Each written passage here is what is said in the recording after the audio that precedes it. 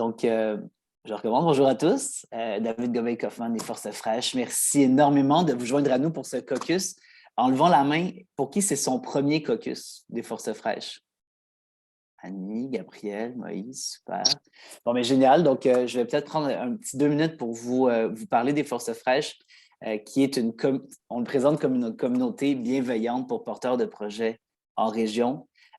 Notre mission est d'inspirer, outiller, favoriser le maillage entre les entrepreneurs et les porteurs de projets qui ont l'intention d'entreprendre, qui ont l'intention de déménager, d'entreprendre ou qui sont en train d'entreprendre et qui auraient besoin de rencontrer d'autres porteurs de projets pour faire de l'intelligence collective. Et notre ambition, c'est de les mailler avec les organismes socio-économiques et culturels des 17 régions du Québec. Donc, dans cette transition-là, on propose une série de rencontres. On a des caucus thématiques, c'est des rencontres d'intelligence collective comme aujourd'hui, où finalement, on va commencer avec Gabriel qui va nous raconter l'histoire de Maison Mère, de son parcours comme porteur de projet en région. Puis par la suite, on va tomber dans une rencontre d'intelligence collective où vous allez avoir la possibilité de présenter vos projets, peu importe si vous êtes employé, entrepreneur social, vous avez votre entreprise, une coopérative. L'important, c'est de vous permettre de présenter vos projets et vos défis et de permettre aux autres porteurs de projets dans la salle de vous aider en fait à régler un petit problème que vous avez dans votre journée. Comme ça, vous partez d'ici avec de l'inspiration, des outils puis des nouveaux contacts. On propose aussi certains ateliers, des formations. Donc, la programmation, c'est par et pour la communauté. Donc, si vous avez une expertise et que vous avez le goût de faire un atelier avec les Forces fraîches, n'hésitez pas à m'écrire, puis on va planifier cette programmation-là, parce qu'à la fin, c'est vous qui savez ce que vous avez besoin. Et si vous en avez besoin, bien, il y a probablement quelqu'un d'autre dans le groupe des Forces fraîches qui en a besoin. Donc, c'est un peu cet esprit-là qui développe toute la programmation. On s'en va aussi vers un sommet des Forces fraîches qui va avoir lieu du 31 mai au 2 juin.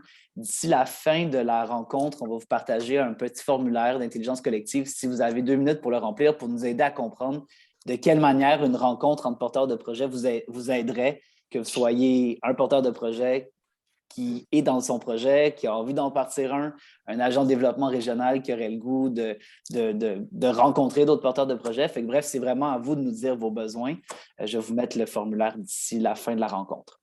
Est-ce que vous avez des questions, des commentaires ou des insultes à date en levant la main? Non. Parfait. Donc, on va prendre le premier, on va dire 30 minutes, là, mais à la fin, ça peut prendre le temps que vous voulez pour cette discussion-là avec Gabriel Leblanc de Maison Mère. D'abord, Gabriel, merci beaucoup d'être avec nous. C'est vraiment un plaisir partagé. Yeah. J'ai un petit canevas d'entrevue, mais à la fin, c'est votre occasion de poser des questions à Gabriel. Donc, ce que je vous propose, c'est que si vous avez des questions, des réflexions à partager, levez votre main électronique et je vais vous passer la parole dès que ça fait du sens, là, le plus rapidement possible. Puis voilà, puis à la fin, dans le meilleur des scénarios, je ne parle pas et vous parlez ensemble. C'est un peu ça, c'est ça le but. Si on ne se rend pas là, ce n'est pas la fin du monde, mais ça serait comme l'idéal pour la rencontre. Si ça vous va, on peut commencer. Fait que Gabriel, merci d'être là encore. C'est super cool. Merci d'avoir accepté notre invitation. J'aimerais ça que tu nous parles de ton expérience comme porteur de projet en région, mais surtout, je pense que tu ne viens pas de Baie-Saint-Paul. Fait que parle-nous un peu d'où tu viens, comment tu t'es ramassé à Baie-Saint-Paul, c'est quoi ton processus de décision pour te rendre là, puis après, on va parler de la maison mère. D'accord. D'abord, je suis à Baie-Saint-Paul depuis l'automne 2007. Et puis, l'idée d'aller vivre en région a commencé à m'habiter quand j'ai fait mon cégep au Vieux-Montréal. Moi, je suis de Montréal, donc je suis une Montréalaise de Montréal. Et puis, j'ai quitté l'île Rosemont-Petite-Patrie en 2007. Puis quand je vous dis, c'était quelque chose qui m'habitait, qui n'était pas comme un projet concret, mais à un moment donné, il y a eu comme une conjoncture dans ma vie. Moi et mon amoureux, ça faisait peut-être 1 an et demi qu'on habitait ensemble. Puis à toutes les fins de semaine, on partait faire du ski par là, faire du rafting par là, puis du canot par là, puis de la rando par là. Puis on s'est rendu compte que là où on était dans nos vies, dès qu'on avait un petit peu de temps pour nous, on s'évadait de la ville. Puis nos amis commençaient à s'installer, à faire des bébés. Fait que, bref, la vie sociale là, qu'on a à l'université puis au cégep, là, qu'on sort tous les soirs, tout ça commençait elle s'apaisait pour être remplacée par autre chose, par des nouvelles passions. Fait qu'à un moment donné, on s'est magasiné des régions. Et puis, à l'époque, mon copain était patrouilleur au Valinois les hivers et était guide en eau vive et kayak de mer dans l'archipel des îles Mégan puis sur les rivières dans le Grand Nord. Donc, il s'est trouvé un emploi au massif de Charlevoix. Et puis, ben voilà, donc on s'est dit, ben il y en a un des deux qui a un travail. Alors, c'est déjà une bonne base. Et puis, on s'est dit, ben on va partir là-bas, puis on va vivre dans quelque chose qui nous correspond complètement dans ce qu'on a le goût d'avoir comme environnement pour s'amuser, mordre dans la vie, puis passer du bon temps ensemble tous les jours, toutes les fins de semaine, toute l'année, toute la vie. Alors, Yes. voilà. Et puis, Puis dans le comment, fond, juste par curiosité, quand tu es arrivé là, toi, ce que je comprends, c'est que comment tu as choisi un emploi ou comment tu t'es intégré? Est-ce que tu avais une stratégie ou tu es allé un peu. j'avais pas de stratégie. Moi, je ne suis pas une OK. fille de stratégie, là. Je suis plutôt une fille qui saute en parachute, puis je me dis que j'ai le bon équipement, puis que tout devrait bien aller. Fait que j'ai déployé mon parachute quand j'étais dans le vide. Puis, dans le fond, j'ai ouvert mes antennes, j'en ai parlé, j'avais un réseau à Montréal. Donc, à un moment donné, le réseau se fait aller. Puis, j'ai eu l'information qu'il y avait un poste qui était disponible chez Tourisme Charlevoix en marketing. Donc, à 3 semaines de déménager, là, je suis venue passer l'entrevue, puis j'ai été retenue pour le poste. Fait que je me suis dit, ben c'est super parce que là, je vais pouvoir travailler dans un domaine qui est pas directement dans mon champ d'études. Moi, j'ai fait un certificat en études québécoises à l'Université de Montréal, puis j'ai fait un bac en animation et recherche culturelle à l'UQAM. Fait que c'est un petit peu dans mon domaine, mais sans l'être complètement non plus. Mais voilà, j'ai eu ce poste-là. Alors, je suis atterrie finalement à Tourisme Charlevoix à la Malbaie. Moi, j'habite à Baie-Saint-Paul. Et puis, ça a été une expérience de travail très intéressante parce que ça m'a permis de rencontrer vraiment, vraiment beaucoup de monde. C'est une association touristique, fait que c'est une association d'entreprises dans le domaine touristique. Puis dans Charlevoix, c'est 30 de l'économie qui est reliée au tourisme, là. C'est un emploi sur 5, ou en tout cas, Annie, si je dis n'importe quoi, tu peux me corriger, là. Annie Vaillancourt, qui est agente culturelle à la MRC de Charlevoix. Fait que ça m'a permis de rencontrer vraiment beaucoup de monde, puis de vivre les chocs culturels, là, parce qu'il y en a toujours en région, là. Parle-nous-en donc. Comme Ouais, quel genre de choc? ben, je ne sais pas, vous avez sans doute chacun eu une expérience où vous êtes arrivé dans un nouveau milieu de travail. Puis, tu sais, on arrive, puis là, ben, c'est des nouvelles personnes qui ont des façons de travailler ensemble, qui ont des façons de collaborer ensemble, qui ont des outils de travail. Ils ont leurs petites histoires, leurs anecdotes, leur inside, leur passé, leur histoire, finalement. Mais là, c'est ça, mais à l'échelle du territoire, parce que la région, c'est des petits milieux où tout le monde se connaît. Fait que tout le monde a ses histoires. Puis là, tu te rends compte que tout le monde est comme. Il y a tout le temps un lien familial, il y a toujours comme une cousine, un cousin, un collègue. Puis, c'est des petites histoires, mais à l'échelle comme vraiment inimaginable. Puis dur à. C'est pas imaginable comment est-ce que tout ça, là, ce tissu social-là, c'est tout mélangé entre la sphère privée, la sphère professionnelle. Fait que c'est particulier. Puis disons Oui. qu'avant qu'on saute vers la maison mère, disons que tu avais 3 petits trucs à donner à quelqu'un qui arriverait dans une nouvelle région. Ouais. Puis, tu sais, comme que c'est juste une coupe de flag en disant, tu sais, ça, tu fais ça, ça va t'aider à t'intégrer. Oui. Ben, c'est d'être très, très curieux des autres, puis pour quelque temps, être surtout dans l'écoute et peu dans les idées. Parce que quand on arrive sur un nouveau territoire, dans un nouvel endroit, on a comme nos idées, on est inspiré, on est enthousiaste. Tu sais, moi, c'est un changement de vie. J'étais tellement dans l'excitation, puis dans l'enthousiasme, puis dans les idées. Fait que ça, faut faut faire attention à ça, là, puis être surtout très en mode écoute, puis montrer aux gens qu'on s'intéresse à eux finalement. Si je peux me permettre, Gabriel, est-ce que quelqu'un dans la salle aurait peut-être un ou deux autres conseils à donner, question juste de dynamiser un peu ça? Je vois Zoé qui lève la main, vas-y. Ben, nous aussi, c'est des gros enjeux qu'on a eus. Je dirais de cibler toujours l'écosystème, de s'impliquer. Nous, on est allé on a loué 2 tables à la vente de garage du Club Optimiste, pas tant pour vendre du stock, mais pour rencontrer le monde, pour savoir c'est qui les top bénévoles, pour vraiment commencer à établir un lien. Parce que ça ne marche pas comme en ville. C'est pas comme hey, je fais un événement Facebook, puis là, ben, je vais avoir mon engagement ou un pourcentage de la promesse virtuelle va se concrétiser. Il faut vraiment aller chercher les gens, aller les rencontrer, puis le porte-à-porte aussi. Merci, C'est Zoé. ce qui marche le plus. Merci beaucoup. Puis là, Gabriel, tu arrives, tu travailles à tourisme. On va sauter un peu des étapes pour que tu nous parles de comment tu t'es ramassé. D'abord, peut-être nous parler un peu de la genèse de Maison Mère, parce que je pense que c'est un projet qui a émergé un peu du politique, puis à un moment donné, tu t'es ramassé dans les discussions. Comment ça s'est passé, ce projet-là? En fait, est-ce que les gens savent ce que c'est Maison Mère Baie-Saint-Paul? Je pense qu'on peut recommencer comme s'ils n'avaient jamais entendu parler. OK.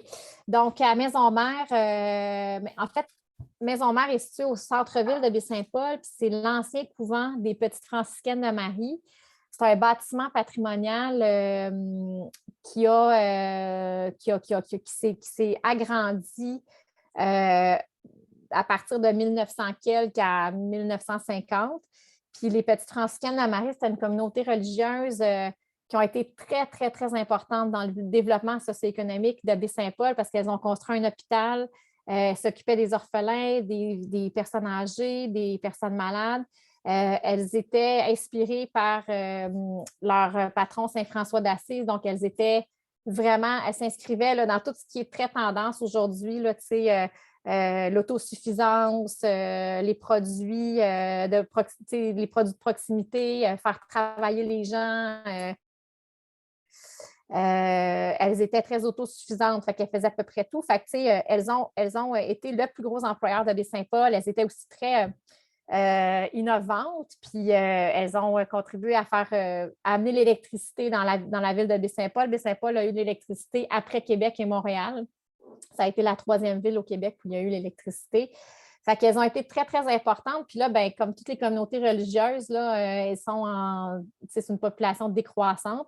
Fait qu'en 2005, je pense, ou en 2006, en tout cas, ils ont rencontré le maire de la ville, puis ils ont dit, Monsieur le maire, nous, en début d'année 2017, on ne sera plus là. Fait que vous faites ce que vous voulez avec ça, mais nous, on ne sera plus là.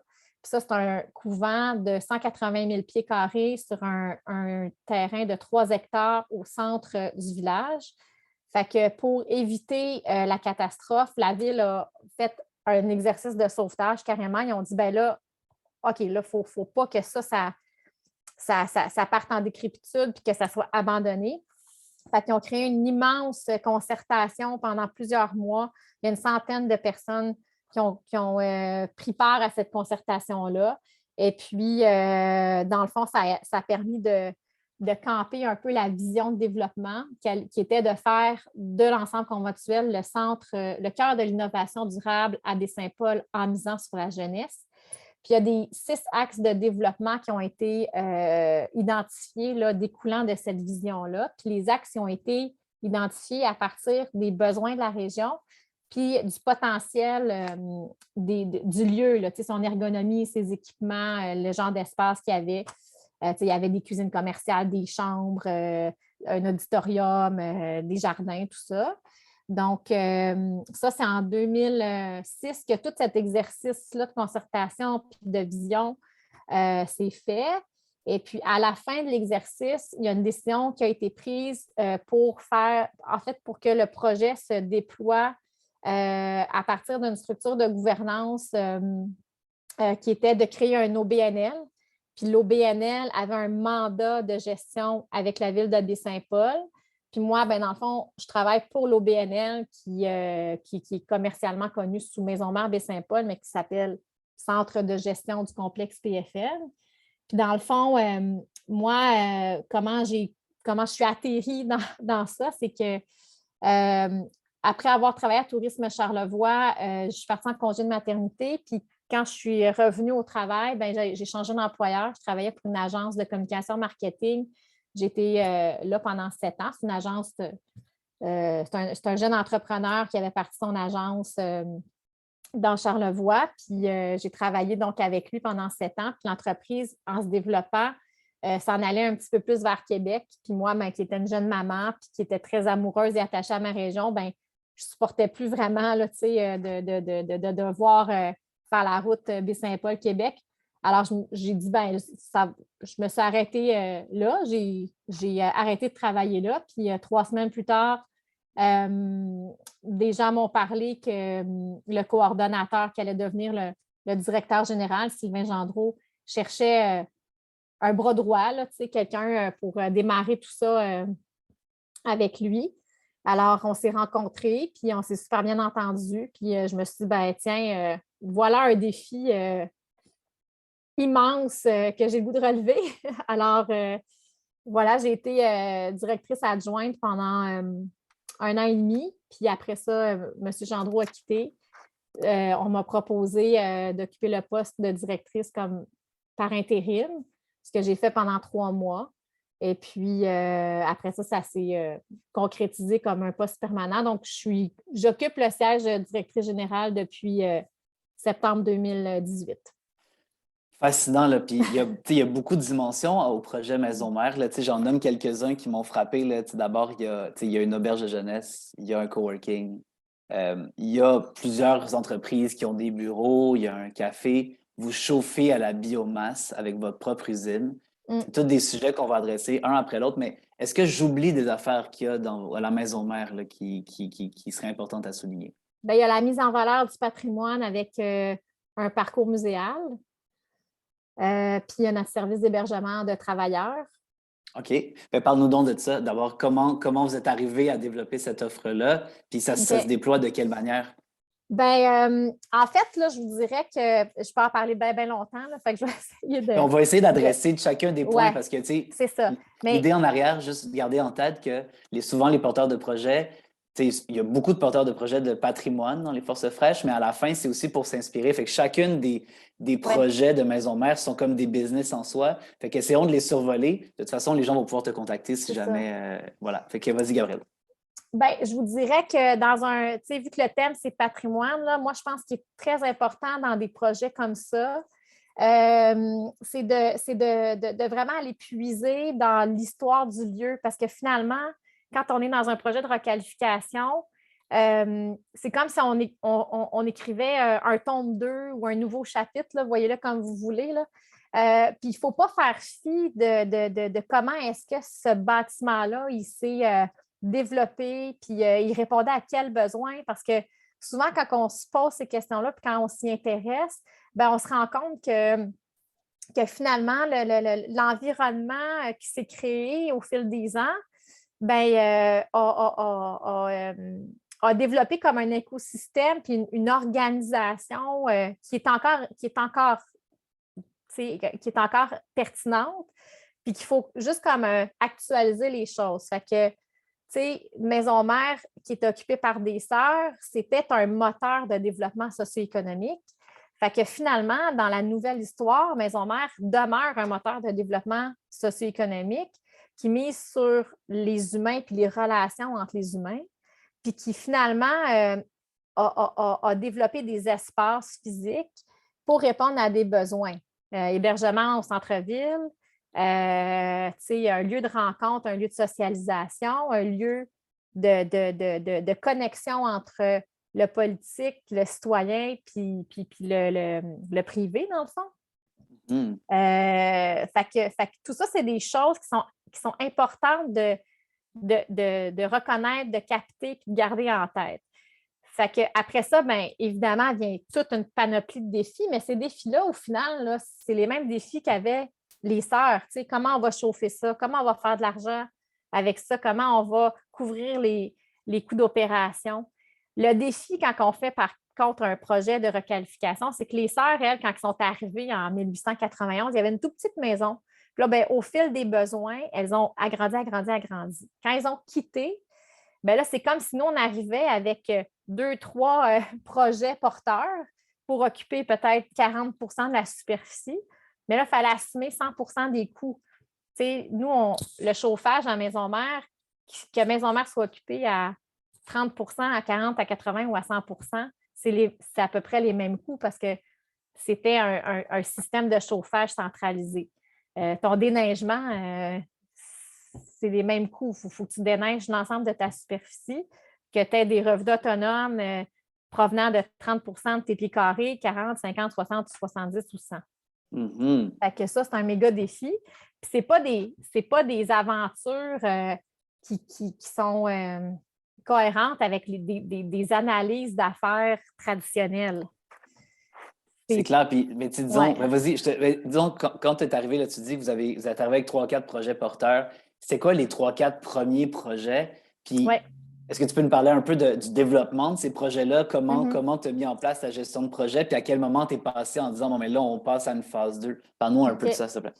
Ben oui, dans le fond, quand il y a eu une espèce d'inventaire des espaces disponibles, ben là, on s'est mis à faire des appels à candidature. C'est qui a des projets? Y a-t-il des projets dans la communauté? On veut des projets, on veut qu'il y ait des gens qui habitent ce couvent-là. Puis là, ben, de cet exercice d'appel à projet-là, puis il y a eu beaucoup de représentations, du réseautage, tout ça. Ben, là, il y avait le Mousse Café qui était un groupe de jeunes mamans entrepreneurs qui étaient à la recherche d'un local. Fait qu'eux étaient intéressés à venir s'installer à Maison-Mère. Il y avait l'Auberge des Balcons qui, eux aussi, souhaitaient vendre les terrains de l'Auberge du Balcon Vert que certains d'entre vous ont peut-être connu, qui est un camping qui opérait 8 semaines par année à peu près. Là, ils voulaient vendre les actifs de ce terrain-là pour ouvrir une auberge de jeunesse au centre-ville 4 saisons. Fait qu'eux, ils ont embarqué aussi dans le projet. TVCO, la télévision communautaire, perdait ses locaux, était à la recherche d'eux. Club Bon Cœur, qui est un organisme. Bref, il y a eu peut-être 8 organismes, entreprises d'économie sociale. Ce n'était pas des organismes communautaires. Ça a été quand même. La distinction était à faire entre Maison Mère ne deviendra pas un centre communautaire. Maison Mère va devenir un centre d'affaires pour des entreprises d'économie sociale. Fait que, tu sais, c'est pas toujours évident. Est-ce que ça a été challengeant, ça, à définir? Ben oui, ça a été challengeant. Ben, surtout que c'était la ville le propriétaire, parce qu'au final, la transaction s'est faite entre la communauté des Petits-Franciscaines et la ville. Donc, la ville est propriétaire. Elle donne un mandat de gestion à un OBNL, puis elle lui dit, ben voici la vision, voici les axes. Puis toi, dans le fond, ta mission, c'est d'amener cet exercice-là à un équilibre financier. Donc, va chercher tes revenus autonomes à partir des pieds carrés, puis fais un exercice de rationalisation de coûts. Et puis, voilà, ce qu'on veut, c'est qu'on soit dans l'équilibre, revenus-dépenses avec des projets qui génèrent des retombées socio-économiques pour l'ensemble du territoire. Là, tu parles de, tu sais, je veux pas que tu ailles là où est-ce que tu ne veux pas aller, là, mais est-ce que vous avez atteint un certain équilibre budgétaire? Si c'est le cas, à quel moment? Ou si ce n'est pas le cas, c'est quoi de quelle manière vous prévoyez ça? Ben là, il est atteint. Cette année, on a atteint l'équilibre budgétaire, c'est-à-dire que nous, Félicitations. Ben merci. Depuis 2007, qui est la première année d'opération, on était en déficit opérationnel là, chaque année. Puis pas de 50 000, là, c'était de plusieurs centaines de milliers de dollars. Et puis, ça, c'était très difficile au niveau de l'acceptabilité sociale. Là, ça, c'était très, très dur. Fait que, politiquement, ça demande beaucoup de courage de se lancer pour une ville, de se lancer dans l'acquisition d'un actif comme celui-là. Là. Il y a une part d'inconnu là-dedans. Puis, tout le monde aujourd'hui est fier de où est-ce que c'est rendu, mais ça demande énormément de courage politique. Puis là, ce qui est arrivé, c'est qu'en 2008, il y a eu des élections. Fait que là, c'était des nouveaux conseillers municipaux qui challengeaient un petit peu les bases sur lesquelles la décision s'était prise. Puis là, nous, on était un petit peu pris là-dedans, hein, n'est-ce pas, Annie? Fait que ça, c'était très difficile. Il faut garder le cap. Fait que, c'est important d'avoir des gens qui y croient puis de rester près de ceux-là parce que c'est grâce à ceux qui y croient finalement qu'on réussit à faire les efforts nécessaires pour atteindre les objectifs. Mais ça a été très difficile. Puis pour vrai, c'est pas qu'à Maison Mère, là, tous les projets de requalification rencontrent les mêmes défis au niveau de rendre l'exercice de requalification rentable parce que les modèles traditionnels exigent qu'on soit dans la rentabilité rapidement, puis qu'on soit dans des modèles d'affaires, avec un plan d'affaires, des objectifs, puis du connu, du prévu, puis du stratégique. Mais quand on est dans un exercice de requalification, c'est important de laisser la place, se laisser du temps pour voir qu'est-ce qui fonctionne, qu'est-ce qui ne fonctionne pas. Puis un des meilleurs exemples, c'est l'hébergement de travailleurs. Là, je reviens au premier projet, là, mais c'est que l'hébergement de travailleurs était un des projets évoqués comme étant une bonne façon de répondre à un besoin du territoire puis de générer des revenus autonomes pour Maison Mère. En 2007, on avait un client qui était l'hôtel Le Germain, qui est notre voisin, qui a dit moi, je serais intéressée là, à louer 16 chambres par année là, pour loger mes travailleurs. Super. Fait que là, on commence ça fonctionne bien. Puis l'année d'après, en 2018, ben là, il y a une autre entreprise qui dit j'ai entendu parler d'eux. Fait que finalement, en 2017, on était à 16 clients en travailleurs, hébergement de travailleurs, puis nos énergies, puis nos objectifs étaient vraiment d'aller chercher des projets, puis de faire du local commercial pour des organismes, puis des entreprises d'économie sociale. C'était vraiment là-dessus qu'on focusait. Puis là, ben, d'une année à l'autre, notre service d'hébergement de travailleurs était sollicité de plus en plus. Puis là, ben, aujourd'hui, donc 5 ans plus tard, contre toute attente, je vous dirais, là, 45 de nos revenus autonomes proviennent des bureaux commerciaux, puis 65 55 en tout cas, là, je suis comme mêlée dans mes ratios, là, mais c'est à peu près 40-60 d'hébergement de travailleurs. Puis on sent que ça répond vraiment à un besoin. Est-ce que ça pourrait être pas mal plus? Est-ce que d'ici 3 ans, vous pourriez remplir Maison Mère au complet d'hébergement de travailleurs? Bien, je pense qu'on pourrait, mais je ne pense pas qu'on va le faire. Non, la question est pas. Ma question est vraiment parce que c'est un problème partout au Québec, l'hébergement pour les travailleurs. Ce que j'entends, c'est que quand l'opportunité. Vous, ce que j'entends, c'est qu'à chaque année, la demande est de plus en plus grande. Vous devez mettre une limite, mais c'est un moyen de revenu quand même. Oui, là, c'est gagnant-gagnant parce que c'est du logement accessible au centre-ville pour des travailleurs d'entreprises qui sont au centre-ville. Puis même, on héberge des clients, des travailleurs du Club Med, puis on en a comme 80. Fait que le Club Med, à ce moment-là, a une masse critique assez importante pour organiser une navette entre le lieu de travail puis le centre-ville. Puis ça fait que les gens, au lieu d'être logés au pied de la montagne où il n'y a pas de bibliothèque, pas de parc, pas de service, ben, ils offrent un bel environnement à leurs travailleurs qui, quand ils ne travaillent pas, ben là, ils peuvent avoir une vie en parallèle. Puis ça ressemble à quoi les infrastructures que vous leur proposez, les chambres? Ça ressemble pas à une auberge de jeunesse parce que c'est comme les sœurs vivaient, dans le fond. Là, c'est des petites chambres très, très modestes, là, des petites chambres avec un lit simple, un lavabo, un miroir, une lampe. Puis tout le monde partage là, les douches, les toilettes et les cuisines. Fantastique. Merci, Gabrielle. Est-ce que quelqu'un a une question pour Gabrielle? Après, je pense qu'on pourrait faire un peu, là, j'ai Daniel qui lève la main. L'idée après, c'est de prendre quelques questions. Après, essayer de décortiquer, je dirais, Gabrielle, les projets qui, selon toi, sont importants que tu nous mettes au parfum, là, je pense, entre autres, au chauffage. Puis à partir de là, je dirais, vers 12h45, on tomberait en intelligence collective. Ça fonctionne? Daniel, à vous. Juste bonjour. Juste pour être au ras des pâquerettes avant de tomber dans vos projets, là, vous avez mentionné que c'était une propriété de la Ville. Lorsqu'il y a eu passage contractuel avec l'OBNL, est-ce que la Ville a été un bailleur de fonds important dans cette transition-là? Et où se situe-t-elle dans son importance aujourd'hui, la ville, dans le support financier de vos activités? Deuxième petite question, dans la transformation de vocation des locaux. On sait que les locaux à caractère religieux, lorsqu'il y a eu construction, n'étaient pas soumis à des normes, n'étaient pas soumis à des contrôles. Aujourd'hui, tu transformes une église, tu transformes un presbytère, tu dois rencontrer les normes, les codes. Est-ce que vous avez été confronté à ces difficultés-là? Merci. Fait qu'il y a comme 3 questions, dans le fond, au niveau du modèle de gestion. Là, c'est que la transaction s'est faite entre la ville et les petites franciscaines de Marie. Puis dans la transaction, il y avait un montant prévu là, pour un fonds de démarrage, on va le dire comme ça. Les sœurs ont donné, dans le fond, la vente, elle a été faite à 800 000 $. La ville a 20 ans pour rembourser ce 800 000 $-là. Les sœurs ont fait un don de 800 000 $. C'est pour vous dire, là.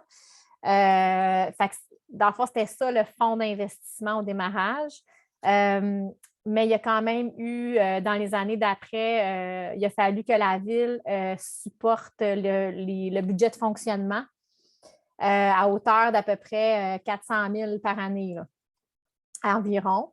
Fait que ça, c'est sûr que c'était peut-être pas prévu. C'était pas de l'ordre du connu précis, là, combien ça allait être ce montant-là, puis combien de temps il allait falloir le donner pour le budget de fonctionnement annuel. C'est normal que ce n'était pas connu parce que quand l'aventure a démarré, la vitesse à laquelle les locaux allaient être remplis, ce n'était pas connu. Les coûts qui allaient être associés à une occupation nouvelle, que la bâtisse n'avait jamais connue. Les sœurs, ils se lavaient avec 3 gouttes d'eau par jour. Là, on avait une auberge de jeunesse qui accueillait une clientèle touristique. Fait que tout ça amenait un lot d'inconnus. Et puis, c'est pour ça que la ville, elle a dû elle a dû être là pour financer le déficit opérationnel. Cette année, ce déficit opérationnel-là, il est couvert 100% par nos revenus autonomes. C'est-à-dire que nous, on fait des sous avec des espaces qui sont loués. Et là, l'ensemble des espaces duquel il y a des activités qui génèrent des revenus permettent de couvrir l'ensemble de nos frais de fonctionnement. Et puis, la Ville continue de mettre des sous, 426 000 par année, parce que la Ville, quand elle a fait la transaction avec les sœurs, s'est engagée à garder en opération le musée des Petites Franciscaines de Marie, qui inclut la chapelle du Sacré-Cœur, qui est vraiment magnifique, là. Puis la chapelle et le parcours muséal, c'est 40 000 pieds carrés à peu près de la bâtisse. Fait que, dans le fond, ce qui paye, c'est les espaces à propos desquels ils ont des engagements contractuels avec les sœurs, mais aussi avec le cercle des fermières puis le jardin d'enfants, qui sont 2 autres activités pour la collectivité, dans le fond. Fait que ça, c'est au niveau du support de la Ville. Mais au niveau des investissements, la Ville a adopté un règlement d'emprunt, puis ça va m'amener à l'autre point. L'année dernière, un montant de 1,3 million de dollars pour réaliser des investissements de mise aux normes pour notre hébergement de travailleurs, puis pour l'entretien des toits.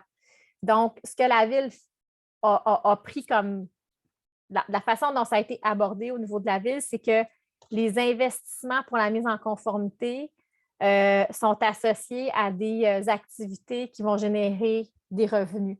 Fait que, c'est tout le business case de l'hébergement de travailleurs qui a permis à la Ville de dire c'est bon, on va investir, nous, comme propriétaires, des montants pour la mise en conformité. Merci beaucoup, Daniel, pour ces bonnes questions là, qui nous ont permis d'aller dans le fond des choses. Je vous laisse la parole. Je pense que vous avez... puis ce que je vous propose aussi, si quelqu'un a un projet, juste de mettre sur la table des liens avec vos projets actuels, de ne pas hésiter à venir demander à Gabriel son opinion. Je vais vous laisser un petit peu de temps. Pas spontanément. Fait qu'on va poursuivre. J'aimerais ça, Gabriel, que tu nous parles de la centrale de biomasse. Oui, comment vous en êtes sûr. arrivé à cette décision-là? Comment vous avez choisi le type d'énergie? Comment vous avez financé? Parle-nous de tout ça, s'il te plaît. Oui.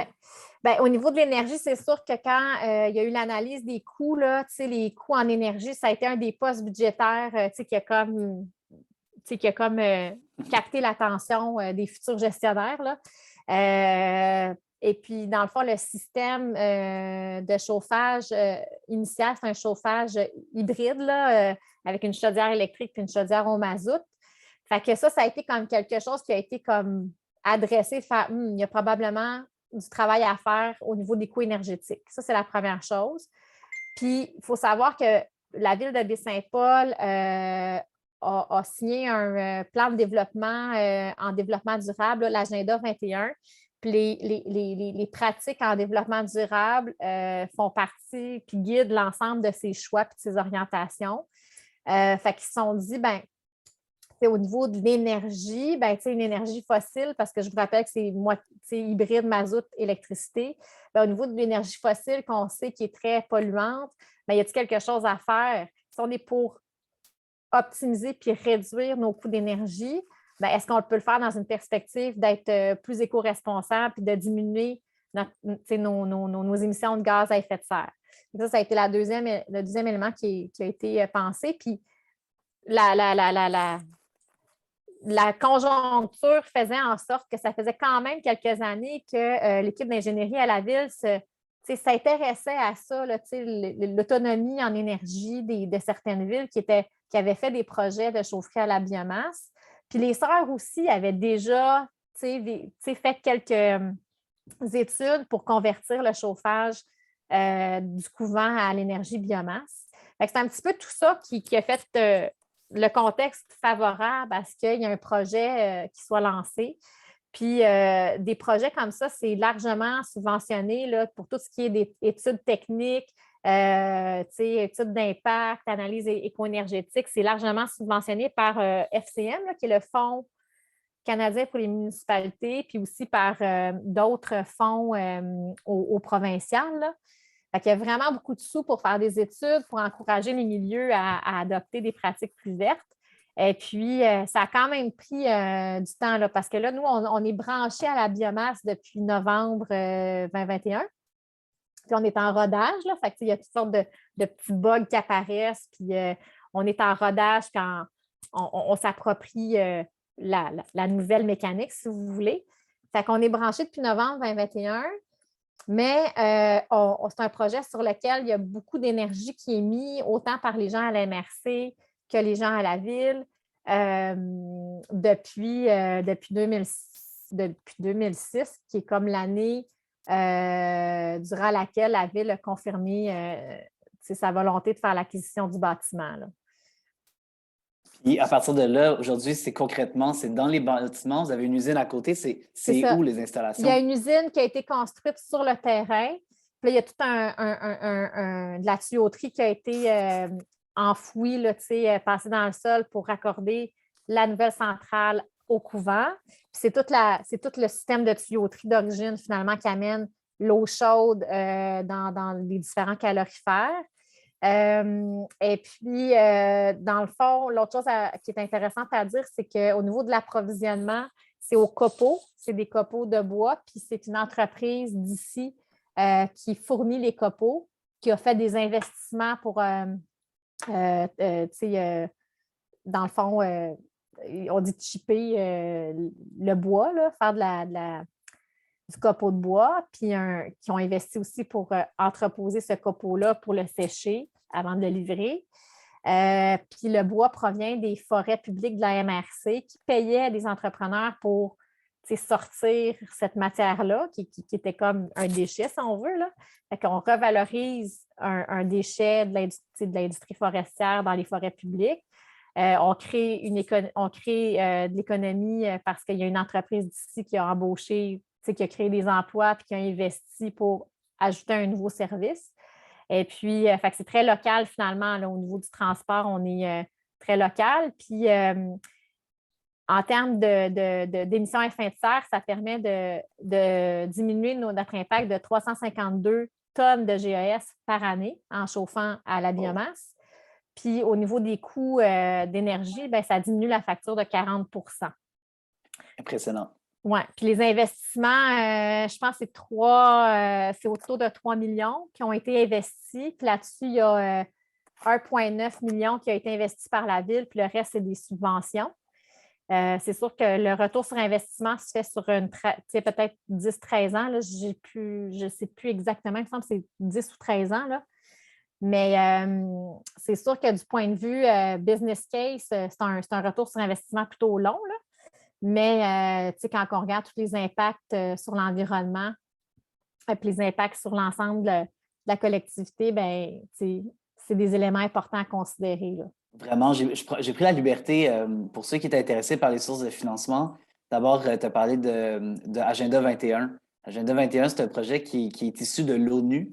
J'ai mis la genèse dans le chat, mais aussi le MAMACH qui, dans le fond, a toute une démarche de concertation qui amène à l'Agenda 21, qui, dans le fond, c'est une démarche de concertation pour les communautés, pour se baser sur les 17 objectifs de développement durable de l'ONU. À partir de là, tu as parlé du FCM. Il y a le chat au niveau pour accès au financement. J'ai aussi mis Transition énergétique Québec, qui est dans le fond la plateforme du gouvernement du Québec pour toutes les sources de financement liées à la transition énergétique. Puis finalement, tu as parlé aussi d'économie circulaire avec les copeaux. Il y a 2 plateformes. Là. Il y a le réseau environnement qui a la plateforme économie circulaire, puis il y a Fonds d'action qui finance des projets d'économie circulaire. Fait qu'hésitez pas à copier-coller ça pour aller explorer après. Mais c'est toutes des super bonnes idées, Gabriel, que tu as partagées. Merci beaucoup. Il y a un projet que j'aimerais que tu nous parles, qui est la Procure, parce qu'un des gros défis des porteurs de projets en région, c'est l'isolement. Fait que d'avoir des coworking en région, ça paraît vraiment être un modèle intéressant. Ceci étant dit, notre expérience avec les coworking en ville démontre que c'est très dur d'être rentable. Fait que qu'en est-il des coworking en région? Ben, c'est la même chose. Là. C'est ce qu'on appelle un lost leader en termes de rentabilité. Par contre, l'espace de coworking, c'est un outil de développement entrepreneurial super puissant. Donc, dans l'espace de coworking, il y a une animation qui est faite, il y a quelqu'un qui est vraiment responsable de s'occuper de cette communauté d'entrepreneurs-là qui sont de Charlevoix ou qui sont à Charlevoix depuis longtemps ou qui viennent de l'extérieur. Puis son travail, c'est vraiment de créer du lien, puis de ces liens-là qui se créent de façon naturelle. Il y a vraiment plein de projets, de beaux projets qui émergent. Puis ces projets-là, ben, ils vont tomber sur le bureau de la MRC avec le SDLE, ils vont tomber sur le bureau de la SADC, des fois tomber sur le bureau de la Caisse des Jardins pour se faire financer.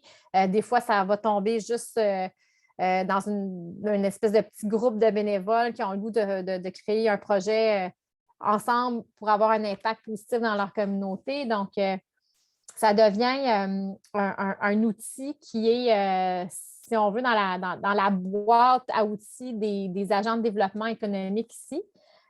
Puis au niveau du modèle financier, bien, nous, on a pris le pari qu'en y mettant beaucoup d'amour et la bonne ressource dédiée, on serait capable de générer suffisamment de revenus autonomes pour couvrir à peu près la moitié des coûts fixes. Et puis pour l'autre moitié, bien, on peut compter sur des collaborateurs. Dans ce cas-ci, c'est le département de développement économique de la ville de Baie-Saint-Paul qui se sert de cet outil-là pour séduire, attirer, retenir des talents. Et puis, on a la MRC aussi, qui est un partenaire depuis le début, qui a investi pour réaliser des travaux d'aménagement dans l'espace, puis avec qui on fait toutes sortes de collaborations sur différents projets, dont le Lab créatique avec le pôle d'économie sociale, par exemple. Mais ce n'est pas un modèle rentable, puis je pense que ça prend plusieurs intervenants pour, un, reconnaître la valeur ajoutée d'avoir un équipement comme ça, puis deux, du soutien financier pour que ce qu'on imagine qu'un espace de co-travail peut avoir comme impact puis plus-value, ben, c'est qu'on ait les moyens de nos ambitions. Là. Complètement. Puis dis-moi, Daniel, oui. C'est parce que on aborde un angle du dossier, moi, qui vient me chercher beaucoup. Tantôt, au début de la présentation, tu parlais de courage politique. J'imagine, puis tu me corrigeras si je me trompe, mais tant et aussi longtemps que le projet a une perspective déficitaire, puis que tu as quand même des investissements publics, c'est là que se manifeste le courage politique, à mon sens, parce qu'il y a quand même une adhésion politique à un projet de ce type-là. Moi, je voulais savoir, pendant que, maintenant que, puis si le courage politique, tu voulais dire d'autres choses, tu me le diras, mais je pense que c'est un enjeu majeur. Est-ce que dans tout le financement que ça prend, vous avez trouvé, vous avez, vous autres, une ressource dédiée à la recherche de subventions ou c'est des partenaires comme la Ville qui vous refilent les apparitions de subventions, vous indiquent les nouvelles subventions? Quelle dynamique, là? Parce que j'imagine que ça doit être important comme temps à consacrer. En tout cas, j'en ai une idée de mon côté. Tu sais.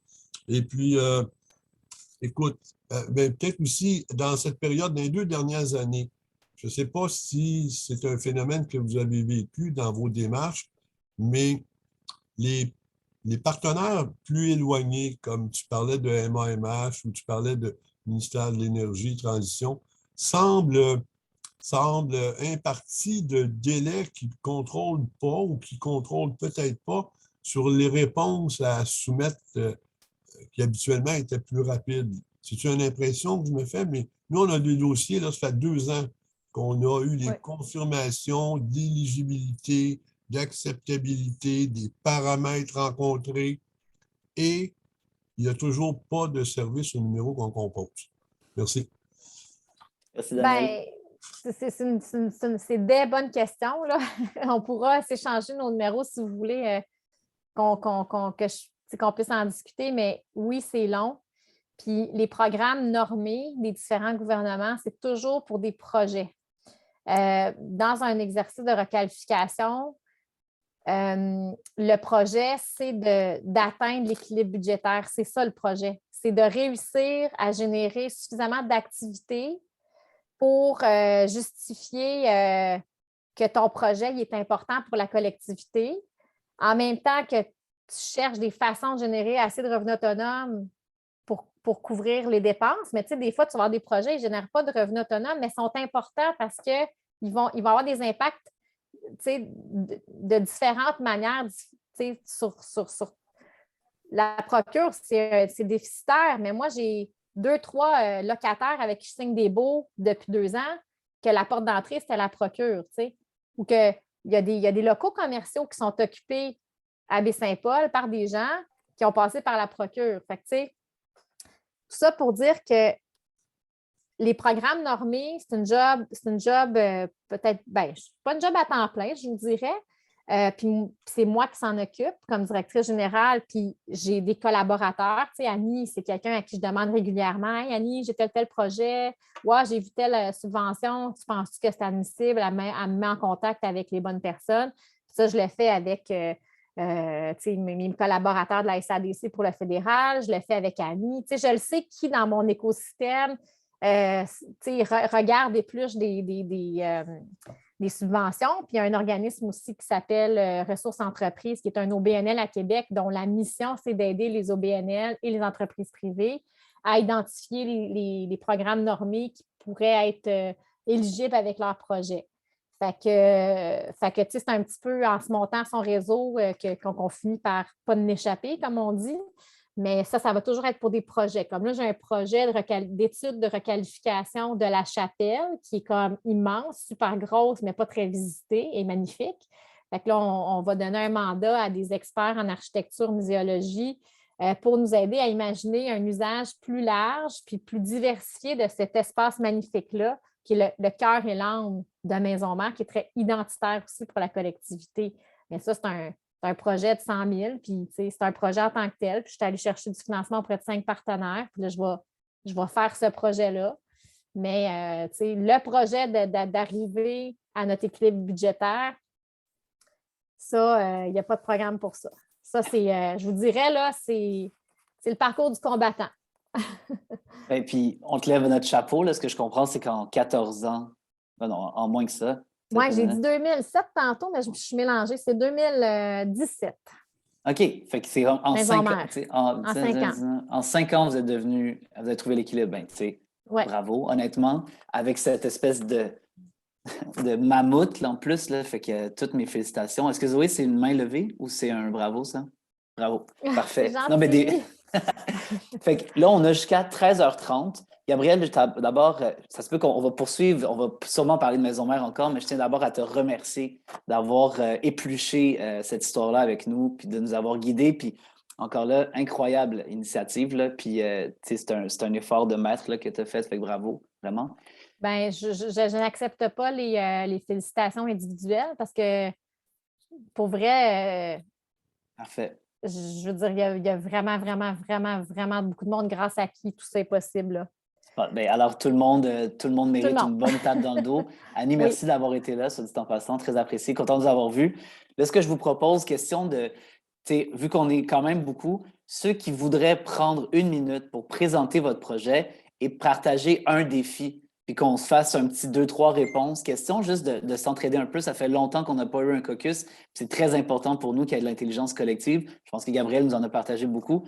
Fait que j'aimerais ça, si c'est possible, d'une part, d'ouvrir la caméra pour la dernière partie de la discussion et de lever votre main électronique. Ne pas hésiter, c'est important. Vous pensez que vous êtes seul avec votre problème, vous ne l'êtes pas.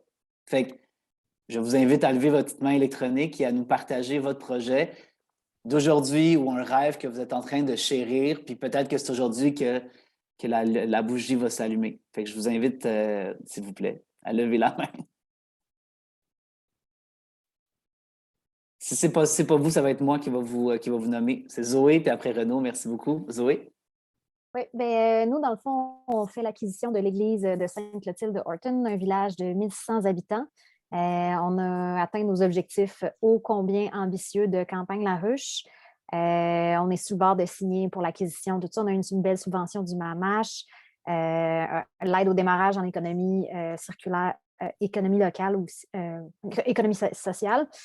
Puis là, on est à l'étape où on peut s'embaucher. Fait que j'ai besoin d'aide par rapport à tous les documents relatifs à l'embauche. On est un modèle coopératif. Fait que si vous avez de l'inspiration par rapport à ça, des modèles de paliers aussi, parce qu'on a déterminé qu'en fonction des tâches qu'on allait faire, on n'aura pas le même salaire. Tu sais, si on passe le balai ou si on coordonne un projet ou si on est on coordonne une grosse équipe. Fait que si vous avez des hints là-dessus, moi, c'est ce qui m'aiderait en ce moment. Puis si vous avez des questions par rapport aux églises aussi, on a un petit peu d'expérience. Ou La Ruche aussi. Ouais, soit dit en passant, bravo pour La Ruche. Je pense que vous avez atteint 100 000 $, est-ce que je me trompe? Wow! C'était 100 000 d'objectifs bonifiés par le Fonds 1001 qui est un autre 100 000. Puis on arrive à peu près à 108 au total. 208. J'ai rarement vu quelqu'un parce que je pense que vous étiez comme pas à la moitié, assez là, parce qu'à la fin, vous avez pesé sur la suce. C'était très impressionnant comme campagne. C'est pas facile, une campagne La Ruche. Il y a beaucoup de choses qu'on dit, ça va bien aller, si, ça. Puis aussitôt que ta campagne est lancée, les gens qui ont déjà fait une campagne, ils font « Ah, mais là, vous avez déjà 60 de confirmés parce que nous, c'est ça qu'on a fait, puis c'est pour ça que ça a bien été. » Puis là, tu fais « Ah, OK. » Fait que oui, c'est ça. Ça, il faut le savoir avant. C'est ça. Fait que là, ce que je vous propose, peut-être, là, j'entends une question au niveau de où aller s'inspirer, s'outiller pour développer une espèce de charte d'employabilité pour les différents membres de la coopérative. Est-ce que vous avez des idées à partager en levant la main physiquement, parce qu'il y a des mains virtuelles, juste peut-être un site web à référer ou un conseil à donner? Pas d'expérience ici là-dessus. Parfait. Mais je garde ça en tête, de Zoé, pour cette. Je pense, est-ce que tu connais l'espace OBNL, Zoé? Ou je pense que le pôle d'économie sociale. Pierre, vous n'avez pas des outils d'accompagnement? Oui, je peux. En fait, bonjour, Malika du pôle d'économie sociale Centre du Québec. Donc, je viens d'écrire en privé à Zoé pour lui dire appelle-moi. Donc, Non, mais c'est ça. Le but, c'est qu'on se parle online. Fait. Oui.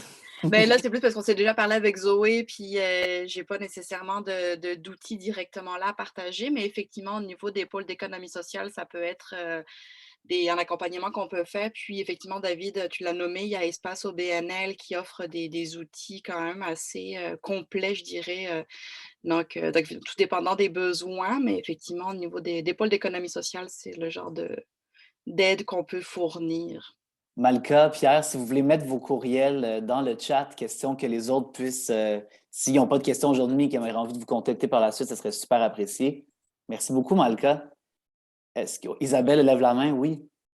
Nous, on a travaillé avec une coop qui travaille en ressources humaines pour développer ça, là, avec du financement. Je pense que c'était Emploi Québec là, qui nous avait financé, mais la SADC avec le programme, je ne sais pas si c'est la même dans votre région, mais Patéo pourrait faire aussi. Là. Puis on a travaillé avec eux pour développer comme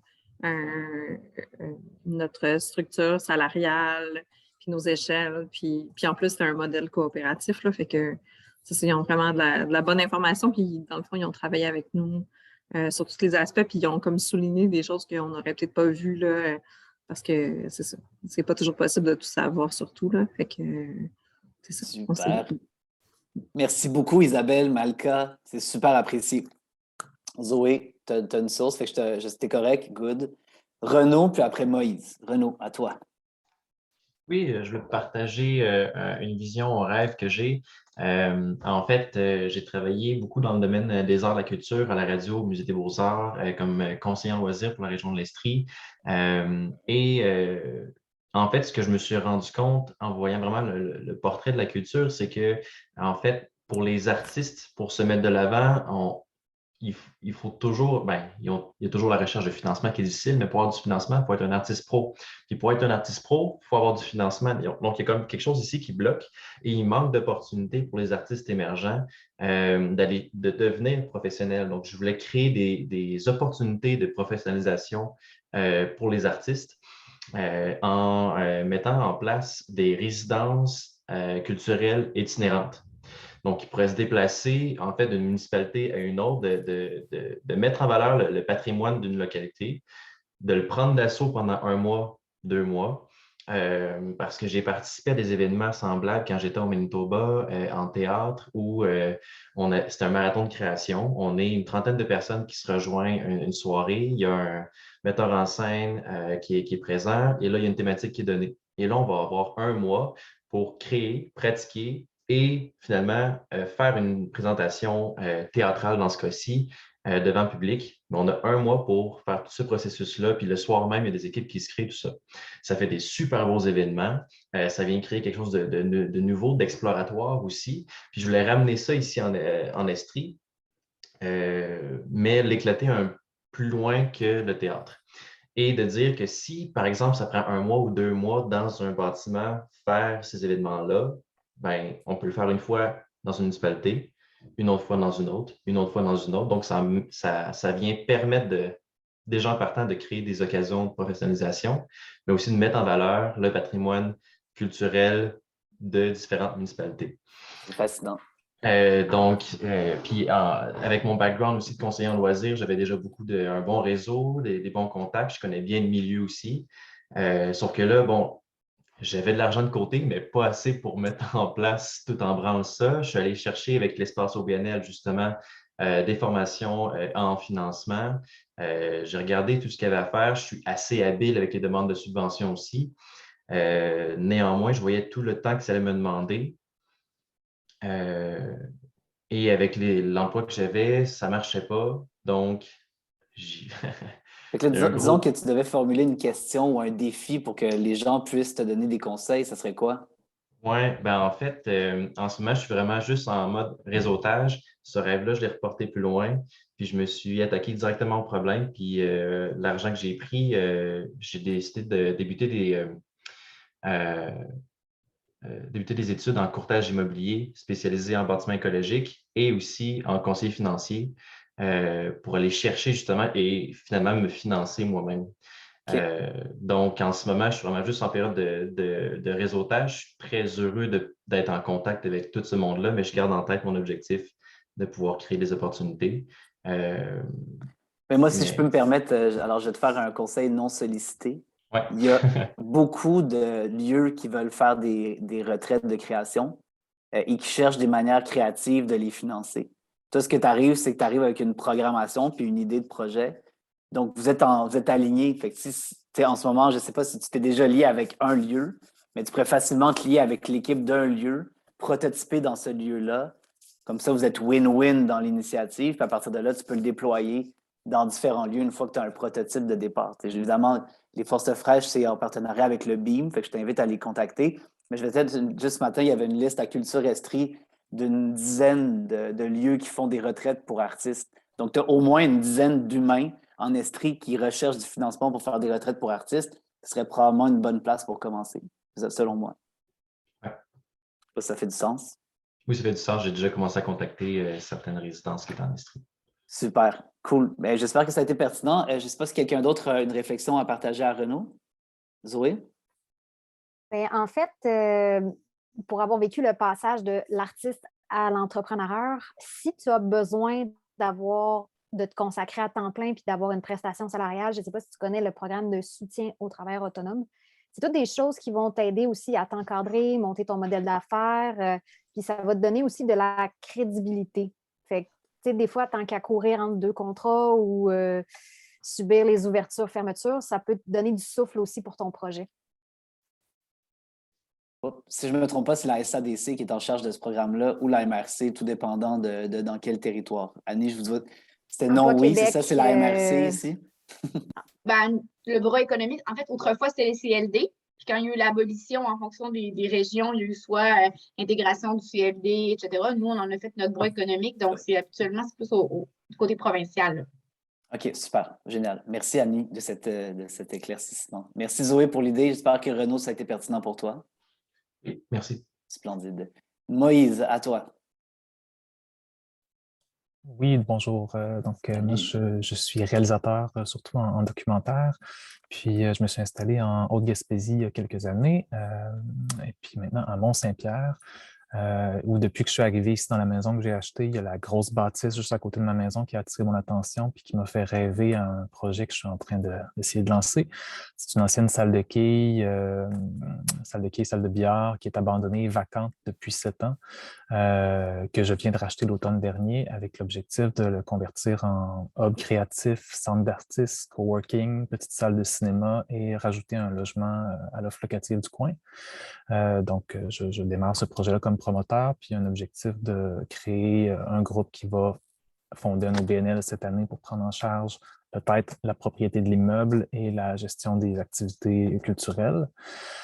Donc, l'idée, c'est de rassembler, créer un lieu communautaire, rassembler les artistes, les travailleurs autonomes du coin à la base du Mont-Saint-Pierre, donc dans un décor magnifique, puis redonner une vie à cette bâtisse-là qui a eu 2 vies auparavant, donc salle de quai, mais aussi usine de menuiserie. Donc, ça a déjà été un lieu de travail pour les gens du village pendant un certain temps, puis un lieu de divertissement aussi. Donc, c'est ça, en ce moment, je suis plein de démarches, tout me nourrit. Je me questionne peut-être un petit peu plus particulièrement sur les enjeux, justement, de propriété immobilière pour un OBNL, zonage, contraintes ou enjeux d'une propriété commerciale pour les rénovations et tout ça. Donc, ça, c'est certains des défis qui m'habitent en ce moment. Puis, je vais travailler dans la prochaine année à commencer tout de suite à créer des événements de création et de diffusion autour du lieu, autour du projet, en attendant que la bâtisse soit réellement utilisable.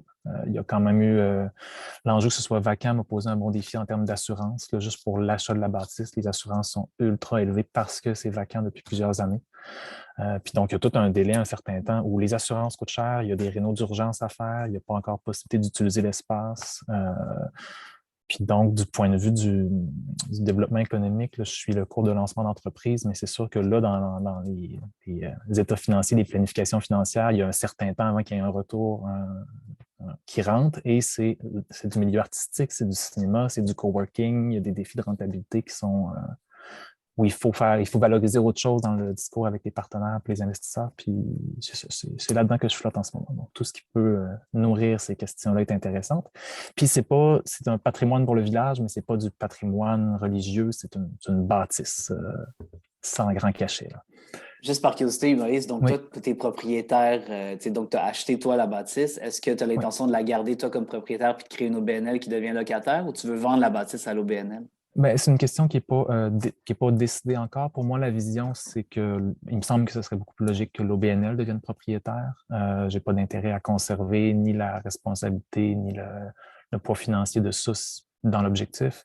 Par contre, je suis prêt à vivre une période de transition pendant laquelle je demeure propriétaire tant que c'est les meilleurs choix pour faciliter la réalisation du projet. Donc, je ne veux pas que cette décision-là nuise au projet. Je l'ai faite, la décision de l'acheter tout de suite pour pouvoir intervenir plus rapidement puis montrer, si on veut, le sérieux de la démarche et pas risquer que quelqu'un d'autre l'achète ou que ça s'endommage davantage. Peut-être cette question-là est super intéressante. Est-ce que quelqu'un aurait une opinion là-dessus? Moi, nous, on est impliqués avec le BEAM, qui a un modèle semblable. Est-ce que tu as déjà parlé avec la gang du BEAM, Moïse, à ce sujet-là? Je pense que je n'ai jamais parlé directement avec personne du BEAM, mais ça fait partie des inspirations depuis un certain temps. Parce que le BEAM est propriété privée. Oui. C'est-à-dire que l'Église appartient à Projet 1606, qui est une firme, on va dire, on pourrait dire ça, là, une real estate responsable, mais privée. Puis le BEAM est locataire de l'Église. Le BEAM est allé chercher le financement de Patrimoine Canada puis du FOR pour à peu près 1,2, 1,5 million. Fait les améliorations locatives. Mais les améliorations locatives appartiennent à Projet 1606, qui est quand même à considérer dans le développement du projet. C'est-à-dire que l'actif appartient au privé quand même. Qui est une compagnie par action? Qui est une compagnie à propriétaire unique, je pense. À propriétaire unique, OK. Ouais. C'est juste de garder en tête. C'est une discussion qui est super importante parce que quand on fait l'acquisition d'une église, dans le cas de, par exemple, la coop du cœur, vous autres, est-ce que je me trompe, Zoé, si vous êtes une coopérative qui font l'acquisition du building, est-ce que c'est compliqué pour une coopérative de faire l'acquisition d'un bâtiment patrimonial? Bâtiment en général? Notre bâtiment n'est pas cité nulle part. C'est sûr que ce qui est le plus compliqué, ce n'est pas au niveau de la coopérative, c'est au niveau du fait que c'est un bâtiment religieux. Il y a tout le processus, les étapes qui sont vraiment propres. Si le bâtiment était désacralisé, ce serait plus simple. Par rapport à la coop, la coop, on a délégué des personnes qui signent, on a les comptes en banque de la coop. Je ne pense pas que c'est vraiment plus compliqué. Puis on a la chance aussi d'être accompagné par un notaire qui a déjà fait ce type de transaction-là qui nous offre ses services. Ça aide aussi à alléger. Vraiment. Merci, Zoé. Est-ce que quelqu'un aurait une réflexion à partager au niveau de la propriété à but lucratif, non lucratif? Gabrielle, juste de ton expérience, toi, est-ce que tu as une réflexion là-dessus? Dans le fond, c'est que je connais moins bien, Annie, peut-être que tu pourrais m'aider là-dessus, mais je connais moins bien les modèles de financement de tout ce qui est culturel, là, parce que dans le fond, le projet de Moïse est très axé sur le volet culturel. C'est des projets, je ne sais pas le BIM, mais ce n'est pas des projets qui s'autofinancent facilement. Fait que, c'est beaucoup en lien avec des subventions, finalement, des subventions au fonctionnement. Mais là, il ne faut pas que ça fasse 3 ans que tu existes pour avoir accès. Ce n'est pas des choses que je connais, mais ce que je sais, c'est que de mon expérience à moi, coworking, c'est pas un service qui s'autofinance. C'est un service qui nécessite du philanthropique ou du partenariat. Là. Puis les ateliers d'artistes aussi, c'est pas des clients qui ont les moyens de couvrir l'ensemble des coûts locatifs. Là. Les ateliers d'artistes, moi, j'ai une entente avec eux. Puis eux, de leur côté, vont chercher des partenaires philanthropes là, ou des projets de subvention pour subventionner le loyer des artistes. Là. Moi, mettons, ça coûte 11 $ du pied carré pour occuper un espace chez nous, mais eux, ils subventionnent pour que l'artiste paye 10 $ du pied carré. Là. Fait que, puis au niveau de la mise aux normes et tout, je ne sais pas comment ça fonctionne, mais probablement que pour aller chercher du financement pour faire un projet, genre un centre culturel, probablement qu'être un OBNL, tu as accès à plus de subventions, d'après moi. Merci, Gabrielle. Sûrement que tu es au courant, Moïse. Patrimoine Canada a un programme de financement pour les hubs créatifs. Tu es au courant de ça? Oui, c'est ça. Puis ce que je voyais là-dessus, c'est que la nuance principale, c'est que pour avoir accès au financement, il faut soit être propriétaire, soit avoir un bail de location sur 10 ans. Exact.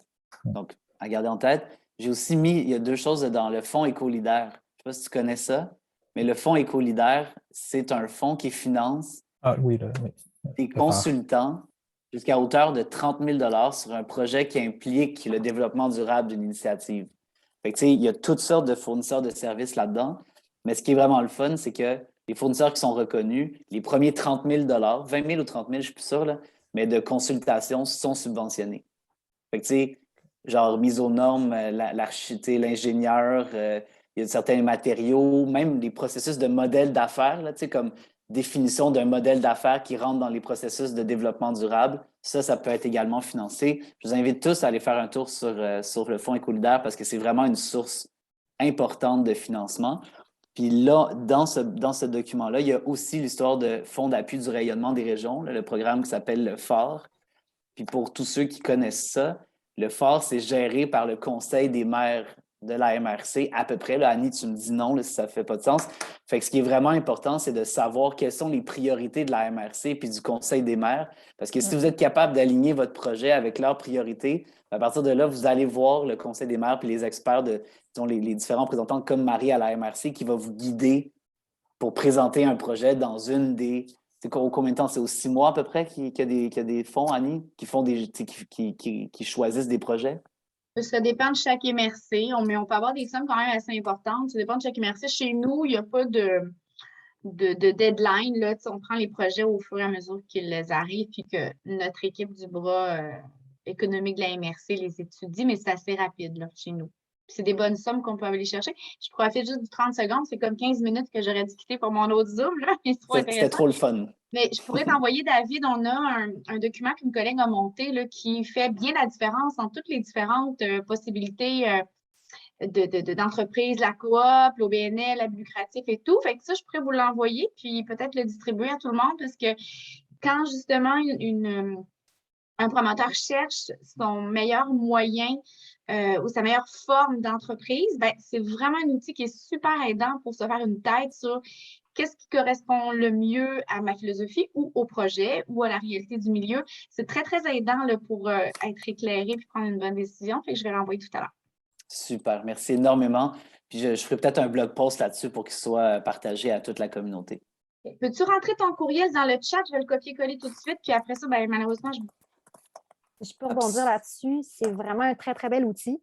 Ayant été accompagné par la Jeune Chambre de commerce, ben, eux, ils nous présentent vraiment les modèles entrepreneuriales classiques. Puis pour la coop, les OBNL, ils ne touchent pas tant à ça. Fait que nous, quand on a trouvé que c'était finalement peut-être ce qui correspondait plus à nos besoins, ben, on s'est tourné vers des organismes qui accompagnent les coops en démarrage. Fait que de pouvoir avoir dans le même tableau, ça ne nous est pas toujours présenté. Fait que c'est vraiment un bel outil.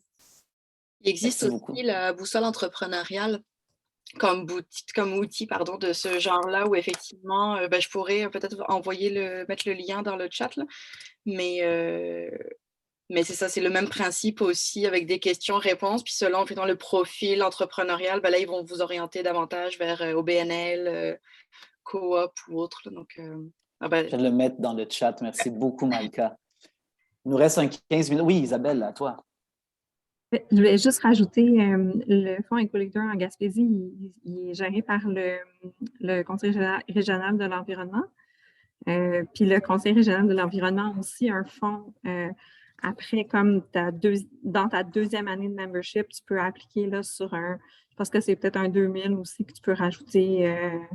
En tout cas, fait que ça peut aider aussi. Là. Puis après, ça dépend de ton statut d'OBNL. Si c'est une OBNL, tu as accès à certains fonds comme en ce moment, il y a le Développement économique Canada. S'il reste de l'argent, je sais que le programme restait ouvert jusqu'à temps qu'il n'y ait plus d'argent. Il y avait le Fonds de revitalisation des communautés qui serait un super bon fit, mais comme c'est ça, il faut avoir un statut d'OBNL pour appliquer. Puis après, ce que je voulais rajouter comme bémol, moi, je travaille dans un centre communautaire à Douglastown, que je pense que tu connais. Puis, dans le fond, c'est un super bel organisme, mais nous, on est propriétaire du bâtiment, puis c'est quand même une gestion puis une charge mentale supplémentaire. Fait comme, c'est ça. En tout cas, je trouve ça, c'est ça, c'est vraiment comme aussi une autre bête à part, là, comme tout l'aspect entretien du bâtiment puis tout ça, c'est vraiment différent de travailler sur notre mission. Fait que, comme nous, on l'a rajouté à notre mission cette année parce qu'on a réalisé que justement, c'est une grosse partie de nos heures, puis à ce moment-là, c'était pas encore dans notre mission. Fait que c'était beau d'offrir des activités, des espaces accueillants, puis des endroits qui favorisent le partage, mais comme il faut aussi maintenir comme le bâti, le patrimoine bâti qu'on a, puis ça, c'est aussi un défi là, comme c'est super intéressant, mais c'est une partie. C'est une mission en soi. Là.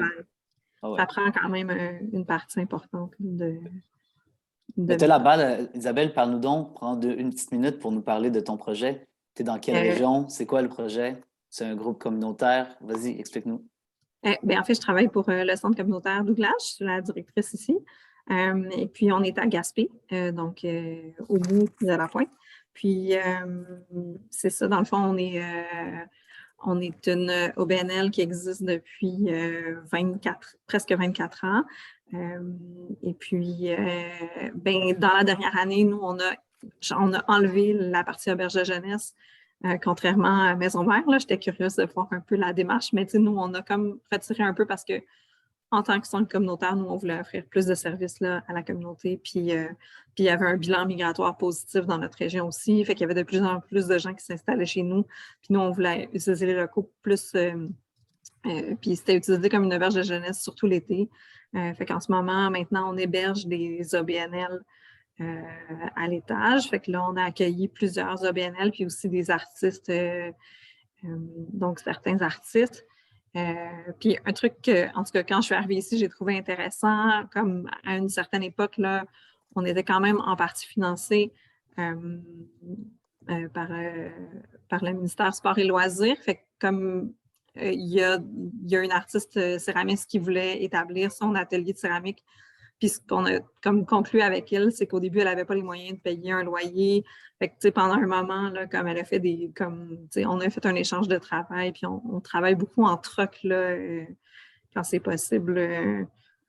Donc, c'est ça. Donc, dis-moi, Isabelle, par curiosité, un défi que vous avez. On en a plein. L'argent pour les rénovations, c'est un beau défi parce qu'il n'y a pas beaucoup d'argent pour les rénovations. Là, il y a plein d'argent pour acheter des ballons puis des livres, mais pour changer les fenêtres puis rénover le toit, c'est un beau défi. Là. Puis après, dans notre communauté aussi, là, il y a des perceptions. C'est une communauté anglophone. Il y a beaucoup de francophones qui se sont installés. Fait que des fois, il y a encore des défis comme les vieux Anglais puis les jeunes granos. Là. C'est ça. Il y a comme, dans le fond, on veut tous la même chose, mais comme c'est ça.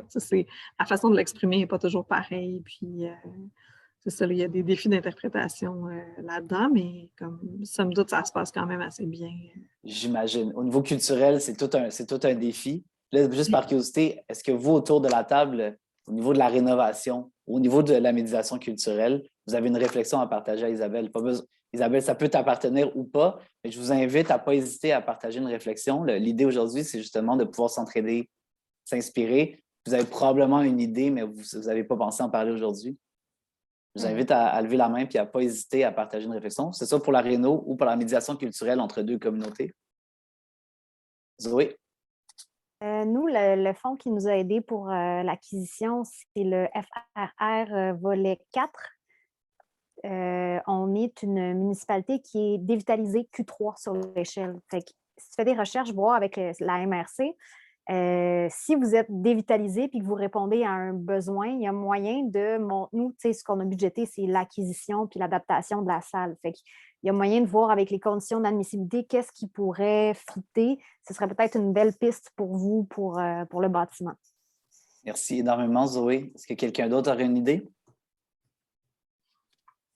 Moi, je n'ai pas d'idée parce que je partage les mêmes enjeux, là, puis j'essaie de moi-même de trouver les pistes de solutions. Là, mais là, ce qu'on va être capable de faire, nous, c'est on va être capable de dégager un petit bénéfice opérationnel. Fait que d'une année à l'autre, ça va être notre espèce de fonds de maintien d'actifs ou de fonds de projet. Là, mais c'est tellement compliqué de trouver des fonds pour faire ça que c'est un petit peu la stratégie qu'on s'est donnée. Là. On y va avec des projets, mais c'est énormément de temps. Là. C'est vraiment beaucoup de temps. Puis c'est une petite partie de budget. Il faut que tu retournes en demande de financement. C'est long. Puis des fois, quand la fenêtre elle coule, il faut que tu la remplaces là, tu sais. Fait que je partage le défi. Juste par curiosité, merci beaucoup, Gabrielle. Isabelle, tu connais le Fonds 1001 puis la ruche, n'est-ce pas? Oui. Est-ce qu'il n'y aurait pas moyen de packager une campagne de sociofinancement qui te permettrait de doubler la mise avec le Fonds 1001? Oui, oui, c'est dans les projets futurs, mais c'est ça. Il y a beaucoup des contreparties qu'on voudrait offrir qui sont un peu compliquées en COVID. Là, on aime beaucoup, par exemple, la musique trad, c'est ça, les choses comme ça. Fait que, tu sais, comme les 7 carrés, fait que, tu sais, comme d'offrir le genre d'expérience, c'est un peu compliqué là, en ce moment. Puis moi, Zoé a fait une campagne récemment, j'en ai fait une il y a une couple d'années. Tu n'as pas besoin que tes perks soient à court terme. Par exemple, moi, j'ai acheté le territoire Charlevoix 1 an et demi avant qu'il soit construit. C'est l'essence de la ruche. Fait que, si tu as besoin d'argent aujourd'hui, puis tu as l'intention de l'offrir, de surtout pas hésiter à faire quelque chose, même si c'est dans 2 ans. Oui, non, c'est plus un défi de temps. Je pense qu'il y a beaucoup cette option. Tu sais, comme on parle d'un organisme communautaire, des fois, il y a comme ce genre de c'est ça, la planification et l'organisation, ça prend aussi. Ça prend du temps, là, fait que... C'est sûr. Puis on a aussi beaucoup de projets, fait que il y a tellement d'idées, là. On a une communauté vraiment formidable. Et merci énormément, Isabelle. Il nous reste 6 minutes. Moi, je vais devoir vous quitter malheureusement. Oui. Donc, merci de m'avoir invité. C'est super intéressant. Puis, merci, Gabrielle. À la prochaine. Beaucoup. Puis, de toute façon, je vais vous proposer à tous de rapidement, en fait, si vous avez des questions ou des réflexions à partager, de ne pas hésiter à m'écrire. Moi, comme je vous ai dit au départ, on organise un sommet des Forces fraîches du 31 mai au 2 juin. Ça se passe dans la MRC des Sources. On a donc réservé le camp musical, le BEAM et Sainte-Camille, donc le petit bonheur. Puis l'ambition, en fait, c'est de briser l'isolement, rassembler des porteurs de projets, des agents de développement, des agents de place aux jeunes, puis de venir réfléchir, dans le fond, à comment on développe des communautés bienveillantes d'entrepreneurs, de porteurs de projets un peu partout au Québec, comment on s'entraide entre nous. Mais ce projet-là, c'est du co-développement. C'est vous qui pouvez nous dire comment développer une programmation qui est utile pour vous. Donc, j'ai mis le lien dans le chat. Je vous invite à nous partager vos idées. C'est le premier truc. Deuxièmement, on organise des randos et micros, c'est-à-dire des événements de réseautage en région sous forme de on part 1h30 en rando puis on prend une bière. La bonne nouvelle, c'est qu'on peut les faire à l'extérieur. Là, on se prépare, on en fait un probablement à Baie-Saint-Paul bientôt. On en planifie un dans le coin de Val-Morin et dans la Laurentide bientôt. C'est super agile, c'est super facile à mettre en place. Donc, si vous, dans votre région, vous avez le goût d'en organiser un, ne pas hésiter à nous écrire à ce sujet-là. Puis le troisièmement, si vous avez le goût d'organiser un caucus, une thématique, vous avez des besoins, des problèmes, dites-nous-les. Vos problèmes sont nos problèmes. Puis c'est vos problèmes qui nous inspirent à développer la programmation. Fait que plus vous nous dites qu'est-ce qui vous fait chier, plus on est capable de faire quelque chose de pertinent pour vous. Sur ce, Pierre Lantier, à toi. Alors, bonjour à tout le monde, mais je vais en profiter aussi pour faire un petit topo promotionnel. Moi, je suis moins les porteurs, c'est un peu comme Force fraîche. On vient stimuler les porteurs de projets. On va faire un lab créatique, c'est un laboratoire d'émergence qui va se passer dans Charlevoix. Là. Ça devait être au mois de mars, on est en train de voir pour le reporter au mois de mai. Donc, je te l'annonce, David, en passant. Au mois de mai, parfait. Oui, mais là, on est en train de voir la date en tant que telle. Alors, c'est ça. Donc, c'est un 4 jours où on interpelle les gens aussi avec Place aux jeunes. On interpelle les gens un peu à travers le Québec pour venir réfléchir à leurs idées d'avenir pour habiter Charlevoix. Donc, c'est un peu le slogan là, du Lab créatique.